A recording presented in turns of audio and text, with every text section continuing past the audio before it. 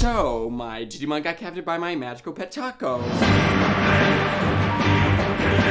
You see, after completing every Digimon game in order to train my Digimon Zappy Zapper to win a Digimon tournament, I slept and woke up to find my Digimon missing, with a note saying if you want him back, beat Digimon Survive. So I did what any reasonable person would do, quit the tournament. Peace. I'm bored.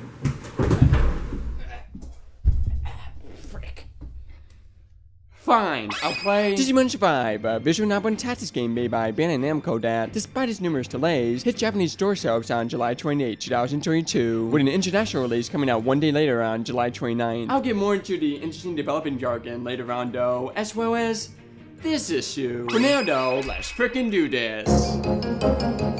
The game starts with these two mysterious kids running away from this even more mysterious creature, eventually leading to a motherfucking do. And after learning how to do via a tutorial, yeah, it kinda is too powerful for us to defeat. Oh no, whatever shall we do?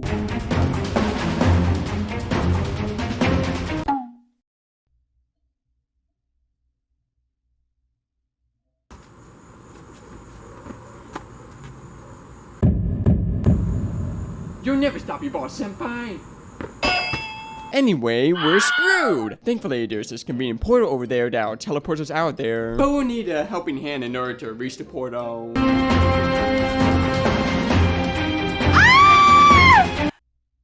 That's not what I meant! That aside, going to Boy Escape Sea counter. Then boom, we come to the prologue of this game. During this prologue, we are introduced with the fact that we are on a screw trip. There are a lot of mysterious rock slides happening around us, and our main cast of characters, and a hint of their personalities. Like Minoru being a playful cast clown, Junji having a responsible leader vibe, and Ryo being, well, not exactly the most photogenic guy out there. Anyway, Takumada, player character, along with his friends Minoru and A, decide to head out together to check this mysterious landmark as part of the screw trip. Which, during this, we come across these genuinely beautiful cherry blossoms, and are presented with 3 choices. This will be a common occurrence throughout the game. The main gameplay of this game is having to deal with a whole variety of situations by choosing between 3 options. It's pretty self-explanatory and simple. The 3 options include the moral choice, the harmonious choice, and the wrathful choice. And depending on your choice throughout the game, this will alter future story events as well as your affinity towards various characters in this game. For example, I'm sure choosing Can We Take a Breather will allow us to rush together under the cherry blossom.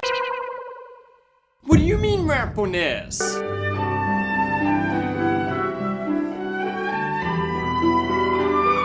No, screw you, A!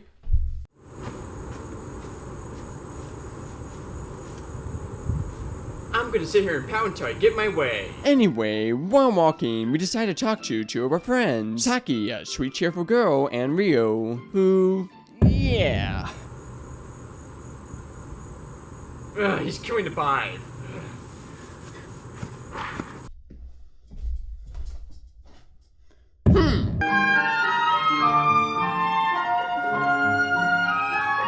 Now you want to stop and smell the roses. Let's see. Screw you. Screw you not. Screw you. Screw you! That aside, we head our way into this landmark, which is a shrine that worships these strange creature called Kimogami. But oh no, there's a police officer blocking the way. However, we overhear a conversation with Saki and Grumpy Grump over there, along with this little girl named Moo that plans on sneaking to this hidden shrine. In an area filled with rock slides, with rumors of deadly creatures called Kimogami in the mist.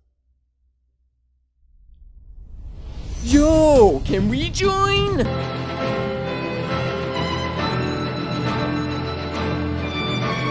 Oh, silly me. I missed the part where I gave a frick. Anyway, they aren't down for some quality me time, so we decided to do the reasonable thing and stalk them. And along the way, we run into Shunji and this overprotective kid named Kaicho, who's Moo's older brother, and convinced him to follow the pair. Only one problem, they went into a deep, dark, scary tunnel. Yeah, nothing convincing me to go in there. Yeah, remember the cherry blossoms?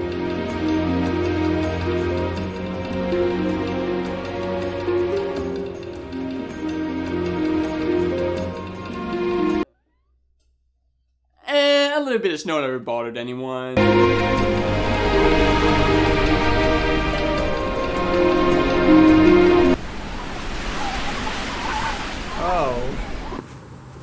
Anyway, Anyway, we explore this cave, find an acid, then find ourselves in this strange forest filled with these red spider lilies, which only bloom in the autumn. And if the strange weather thing wasn't confusing enough, we find a hidden shrine and find out that, yep, the locals in this area worship these mysterious Kimigami creatures. Definitely a unique thing to worship. What do you think about it, Minoru?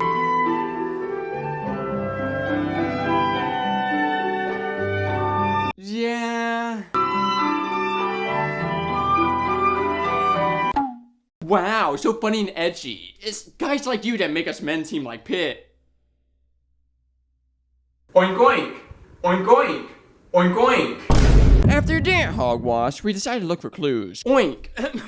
It's exploration time! It's not just choices during the visual novel segment that you make, but it's also being able to explore different areas by using a map, looking around at different areas, and most importantly, finding clues and talking to people in order to progress for the story. But how do you find clues? Well, interesting enough, by using the in-game phone camera, you can find not only hidden stuff that helps you progress through the story, but collectibles, items, and much more. We'll get to what the items are used later on though. For now though, after exploring the shrine and around it, we come across another mysterious shrine, which after searching that and bumping into a professor of the shrine, we finally found Mew and the others. Hooray! Only one problem. But then we also find this foggy creature, with Grumpy Grump of course whining asking us to save him. Oh, fine, this creature thing can't be that bad. Let's kill him!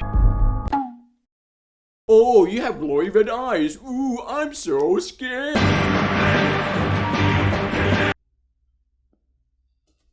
But can it get any worse?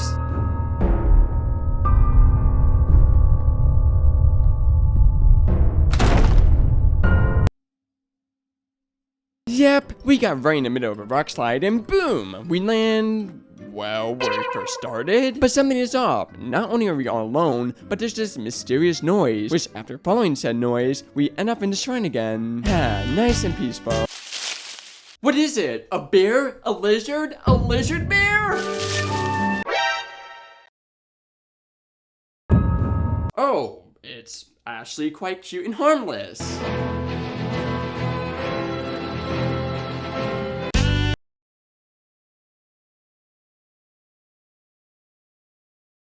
Please have my children. Please have my children. So yeah, we run away from this creature called Koromon, only to bump into another one of these mysterious glory-eyed creatures. And right when we're about to get beaten to death, Koromon jumps in to save the day, despite being much weaker. And we were given the choice between distracting it, attacking it, and protecting our new friend. Let's distract it. Hey you! Yeah you! Distraction dance, distraction dance. Everybody do the distraction dance. Well, frick. That didn't work, so we decided to sacrifice ourselves. And let's just say that inspired Koromon to the point where we evolved to Agumon. And after 2 hours of playing this game, we get into our first battle. Let's beat the frick out of this Digimon, but how? The tactics portion is honestly your pretty typical strategy tactics game. For the most part, you pretty much recruit and control a whole variety of Digimon that specialize in different elemental types and their specialties, with some being weak against others. Yeah, it's pretty typical stuff you'll find throughout this game. Instead of the obvious stuff though, I want to focus more so on the unique stuff, such as the fact that this game puts great emphasis on having your Digimon work together for our friendship. Let me explain. Not only does having your Digimon stick close together cause beneficial things such as healing each other when attacking enemies, but you're able to talk with your own teammates as well, which, depending on your choices throughout that visual novel portion of the game, can either be very beneficial or not so much. However, all of this isn't even my favorite part of the tactics portion of this game. My favorite part has to be being able to talk to the enemy to recruit them. Let me demonstrate. With my fist!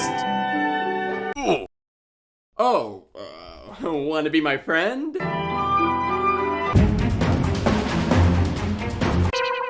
Please have my children. Please have. Yeah, you get the gist. It's a typical strategy game with some Digimon charm, like evolving and whatnot, but it's not anything special and it's pretty easy. But it's only 10% of the game, and quite honestly a nice break from the other 90% visual novel segments there are. So I can't complain too much. But I can complain about this motherfucker! Which, after defeating him, we decided to look for our friends. Then, oh no! We hear a scream from the distance. Thus concludes the prologue. Phew, man, was that long. You, where did you take my Digimon? fine. Part 1 starts us with finding Minoru, A, and Grumpy Grump, and hey, they all have their own Digimon as well. With Grumpy Grump not exactly being fond of it, and after exploring around for a bit, they make their way back to the school where this all started. Only one problem though, it looks very abandoned and there's no one around. I'm sure it'll be fine.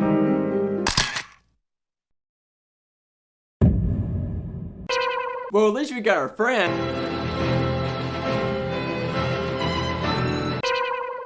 Well, at least I got these emergency bread rations.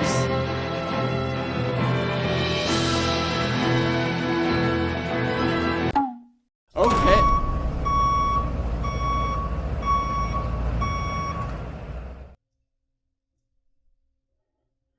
What a load of nonsense! Yep, our school has been invaded by Digispire thingies that kidnap our friend. And if that's not enough, Rio apparently saw a ghost. A motherfucking ghost!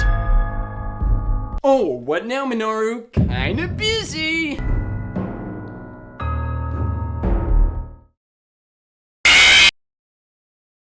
That wasn't scary.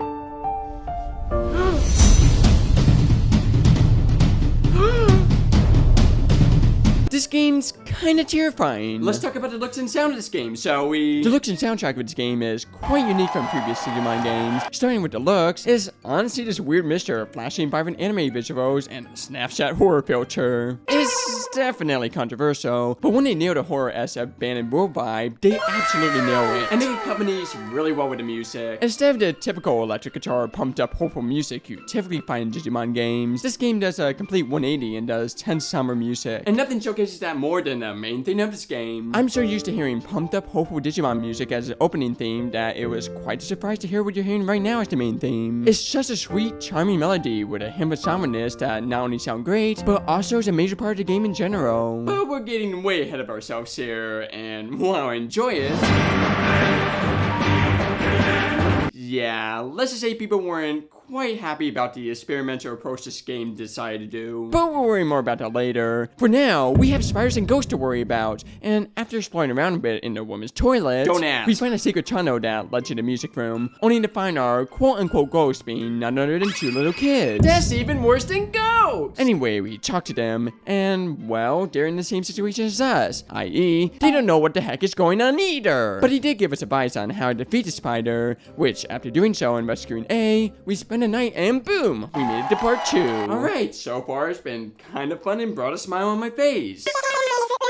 What do you mean by that? Jimmy? Part 2 starts with us waking up and deciding, hey, we should look for the others. So after finding food, we head out to just do that. And boom, we find the professor. And hey, is that Saki and Shinji over there? And oh boy, they got company. Quick, we need to distract him. Distraction dance, distraction dance. Everybody do distraction dance.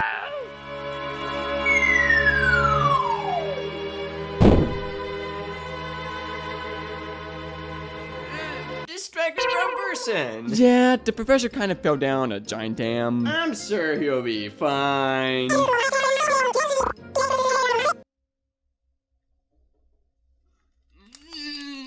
Come on, is this a trap, Timmy?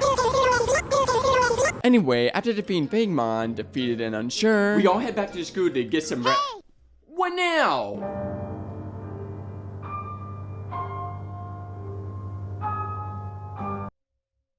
Yes. We kinda have bigger problems right now.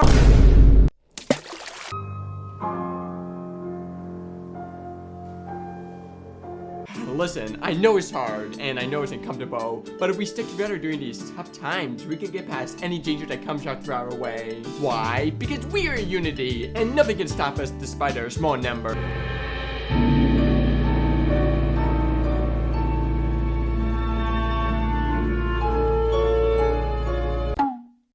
Frick, she's on to me. Back me up, guys. Rio, help me.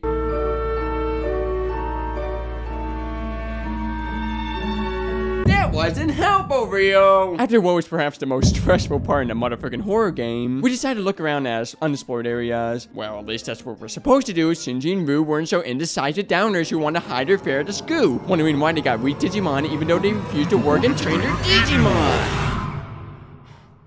Anyway, while exploring around, we actually find a radio tower, which is great news. So we somehow managed to convince these two to actually join us and head off. And along the way, we run into Kaito, and he has company. Oh no! It's a woman. Oh. Sup, lady? Oh boy. Apparently, Kaito noticed the fact that this mysterious woman has Mew's purse. So being the overprotective brother Kaito is, he starts arguing with her. And oh boy, does his argument escalate. Yeah, quick, Ryu, you're stubborn. Stop them from arguing.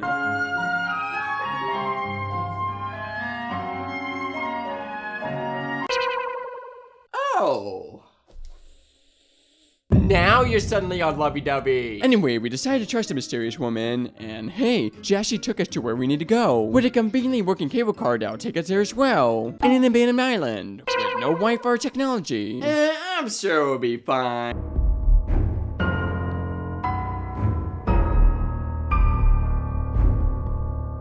We're screwed!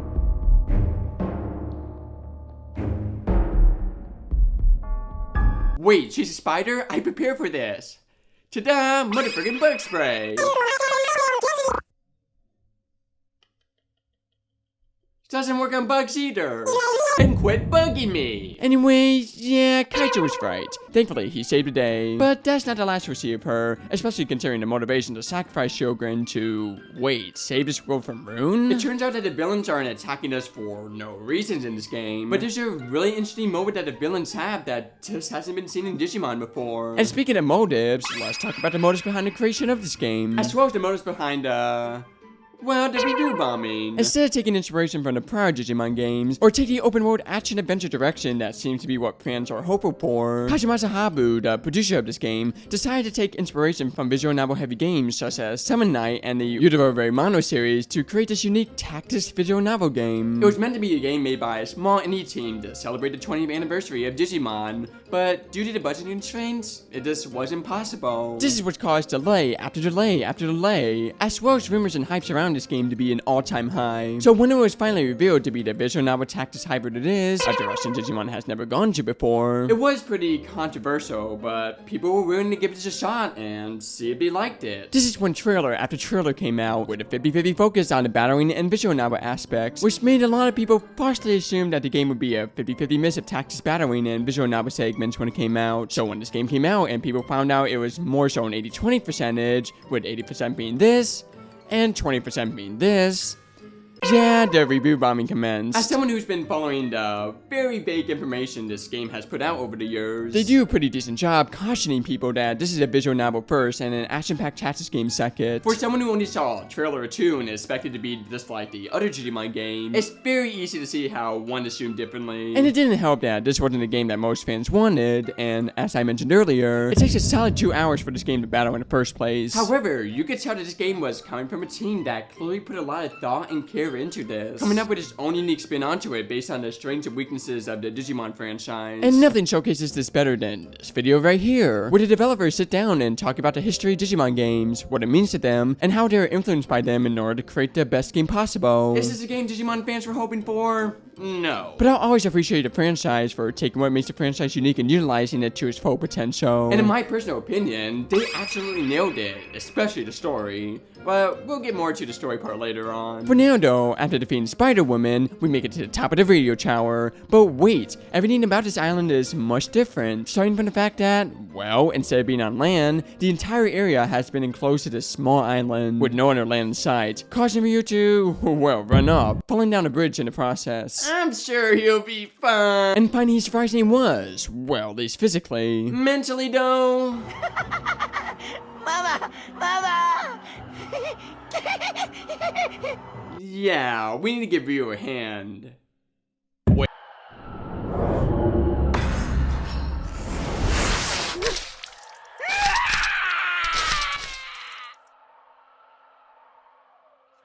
You know what? Screw it. Now's a really good time to talk about the overall story of this game. Eric, being the quote-unquote funny comedian he is, has of course been skimming over important details and oversaturating things for a cheap laugh. But it's important to note that this story gets really dark, which is honestly something I love about Digimon in general. Digimon isn't afraid to explore heavy themes for this game. This game in particular heavily covers themes such as depression, regret, child abuse, loss of loved ones, and so much more. I personally found myself connecting with Minoru the most. Minoru is what you consider to be a class clown. He's someone who always needs to make someone smile. He's always cheering people up and wants to help others. However, he's also very careless and can't read the surroundings. This in turn causes him to want to become the hero, but he constantly doesn't feel like he's good enough. Throughout the story, you'll see Pokemon, Minoru's Digimon partner, make up for his weakness by inspiring him to be a brave and powerful hero through his actions, and vice versa as well. Instead of facing through the struggles to reach the goals alone, they instead work together to achieve their goals. And it's not just Minoru that has stories like this, but also all the other Digimon characters as well.